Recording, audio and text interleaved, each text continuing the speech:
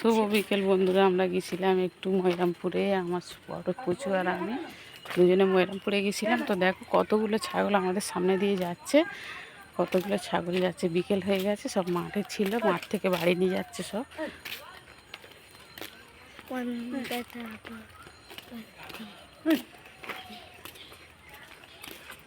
বলতে চলে যাচ্ছি বর্মা এর বিয়েটা ও আচ্ছা আচ্ছা,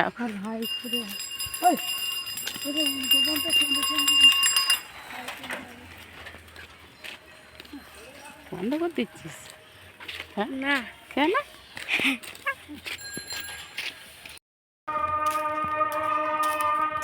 তো আমরা ময়রামপুরতে গিয়ে কি এনজয় করলাম না কি করলাম না? করলাম।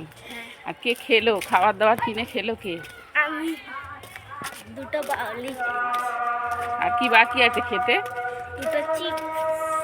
তো বন্ধুরা গিয়েছিল, তো দুটো বাবলি কিনেছে, দুটো চিপস কিনেছে, তার মধ্যে দুটো বাবলি খাওয়া হয়ে গেছে, আর চিপস দুটো পড়ে আছে।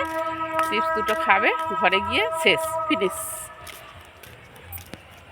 চলো, এসে পড়েছি বাড়ি। নিয়ে বসে পড়েছিস? হ্যাঁ, হাত ধোয়া নেই, কিচ্ছু নেই, সেই বসে বসে বাউলি দুটো খেয়ে নিল রাস্তাতেই। এবার রাস্তায় খেয়ে নিয়ে এবার চিপস দুটো নিয়ে এসে ঘরে নিয়ে এসে বসেছে এবারে। ওকে দে, হ্যাঁ ওকে দে, খাইয়ে দে, খাইয়ে দে, ওকে খাইয়ে দে। ওই হাতে হাত দিবি না ওর গায়ে, খাওয়া হাতে হাত দিবি না, ওতে রসুন ফসুন আছে। জল নেবে? ওই জল নেবো না, ওই জলে টেস্ট দেখতে। কোন জলে? আচ্ছা, ওই জল খেতে হবে না। চল আমি সন্ধেটা দিয়ে নিই।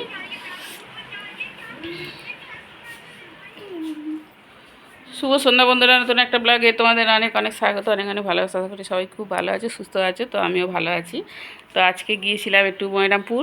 তো ময়রামপুর থেকে গেলাম একটু দরকার মেটাতে, কিন্তু দরকার মিটলো না, ডাক্তারবাবু আসেননি। আর হচ্ছে ওই গেলাম একটু পুচকু খাবার দাবার কিনলো, তো খাওয়া দাওয়ার কিনে নিয়ে ওই যে এসে ঘরে বসে খাচ্ছে, খেতে বসে গেছে। তো আমি এখন ঠাকুর ঘরে ঢুকছি সন্ধে দিতে। আর আমার ছোটো পুচু তো খেলা করছে বিছানায়, তোমাদেরকে দেখালাম, সে খেলা করছে। আর আমি এখন ঢুকবো ঠাকুর ঘরে সন্ধে দিতে। ঠাকুরের বাসন টাসন আজকে ধোয়া হয়নি, ঠাকুরকে ভোগ লাগাতে এখন লাগাবো না, পরে লাগাবো। তো এখন সন্ধেটা দেখিয়ে নিই, যেহেতু সন্ধে হয়ে গেছে। তো চলো সন্ধেটা দেখিয়ে নিই।